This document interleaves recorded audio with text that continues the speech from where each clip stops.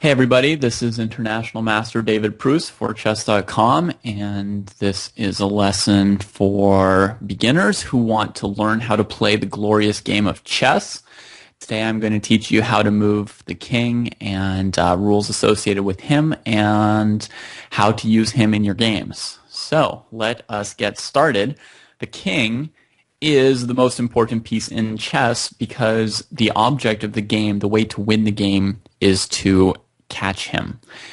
And the way you catch the king is you attack him while attacking every single square he could possibly move to, and no piece of his can defend him, can capture your attackers. Nothing. That is checkmate, okay, when he just can't get away, and that's how you win the game. So you're going to have to know how the king moves before you can know whether or not you've caught him. So the king can move one step in any direction. That gives him 8 possible moves, which I'm now drawing here for you, making a little flower of legal moves. So those are the 8 moves that he's allowed to make. But let's say he's on the side of the board, he may have less moves than 8, right? How many moves does this king have? He has 1, 2, 3, 4, 5 possible moves. Okay? So that's how the king moves. If you wanted to checkmate him, you would have to attack him and each of those squares. So for example, here's one of the most famous possible checkmates, known as the rook roller. And in this way, white attacks these 3 escape squares with 1 rook, and these 2 escape squares with the other rook, plus the square the king is on. And that is a checkmate. So the king is a slow mover, but also an agile mover, right? He doesn't trip ever. He can sort of hit all these squares around him. And that means that his fighting prowess is actually pretty decent. But let's now talk about his fighting prowess with an example. So here is a position, and in this case, it's an endgame, and you would want to bring out your king and use him to fight, even though if he gets captured, you lose the game. Because at this point, the amount of pieces on the board are such that your king is unlikely to get surrounded and checkmated. It's very hard for a single rook to checkmate a king. Right? There has to be like no interference by the white pieces, and the white king has to walk to the side of the board for the rook, etc. It's really hard to have that happen, and the rook would need the help of his own king and maybe his pawns. So it's not likely to happen. So white would want to actually use their king here. But let's see, I have the king on this square here to start, but let's add some other pieces to this position. So I'm giving each side an extra rook, knight, bishop, and queen. Okay, so let's say you have this position here. Now, is the white king well placed? The answer immediately becomes no. When there are lots of pieces on the board, the only role for your king is to hide. That's all he's supposed to do. Okay? Your king wants to be tucked away, and he wants to be in something which is sometimes called a castle. Basically, the protection of some pawns, which are really cheap defensive units that block lines along which someone could attack your king. So, what would you say of the placement of the black king? Well, the black king is placed about as well as possible because he's placed where he has 2 pawns which block a diagonal from which you could attack him and a file. Okay? Where should the white king ideally be placed in this position here? He should be in this corner here, right, where he would be completely surrounded by his own pieces and safe. If you have your kings out in the middle of the board, you're going to find that he gets either checkmated or that tactics happen on him. Even if your king were, and I'm going to switch this around so that he's partly tucked away.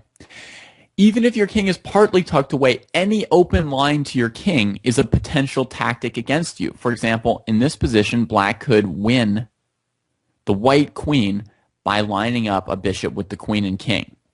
So any amount that your king is exposed, any open line to him is a tactical asset for your opponent and a tactical liability for yourself.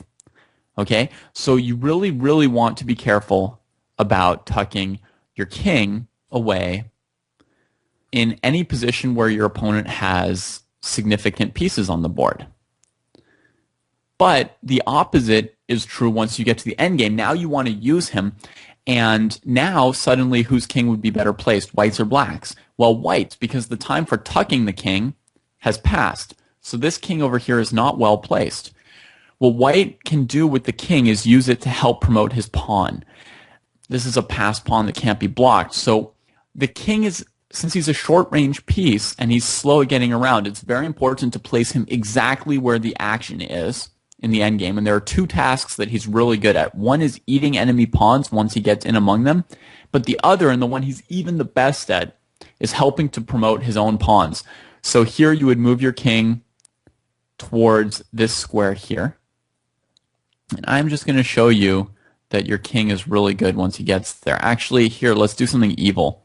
Show you how to play against kings. Keep the black king from coming out. Now that's mean, right? So black, I'm going to play some random move for him while I continue to improve the white king. And you'll see that once the white king gets here, even the rook can't fight against him at all. The king is really strong here, right? So he'll just push that rook out of the way. And then he will move over here.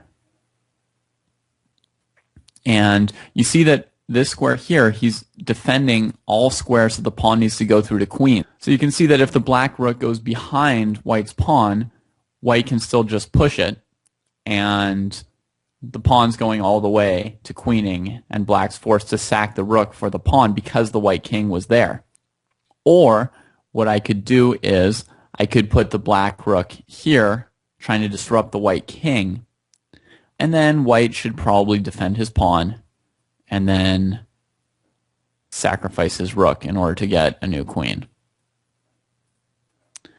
So there you see the power of the king when it gets into good position near its own passed pawn. Very, very good at helping it promote.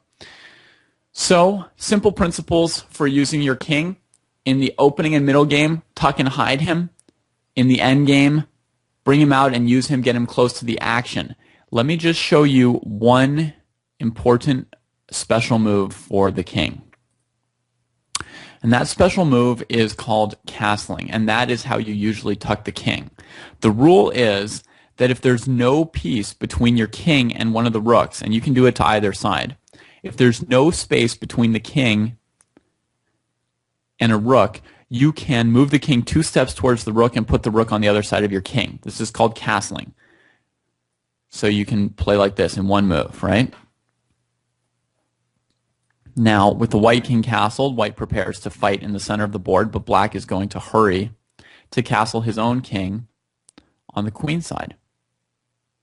All right, so see that? Again, he moves exactly 2 steps towards his rook, and then the rook goes on the other side of him. So castling queen side and king side ends up looking a little bit differently because one side of the board has one more space on it. Okay, so quickly to know, you cannot castle to escape from check. In other words, if I play this move for black, and white takes here with check, black wouldn't be allowed to castle to get out of check. You would have to first capture this piece, and then you could castle on your next move. Or you'd have to get out of check somehow. The other thing is, if you move your king, you can no longer castle. You can't bring him back here and then try and castle. It won't let me because it's not allowed. So if your king hasn't moved, your rook hasn't moved, there's nothing in the way, and he's not in check, you can castle. Again, like this here, castling. And that is how you get your king safely out of the center of the board and prepare for this kind of fighting here by castling. All right, that's all you need to know about the king. So I hope you enjoyed that, and you can learn the other pieces in other videos that we're doing here. I hope you enjoyed this video, and I'll see you around on Chess.com.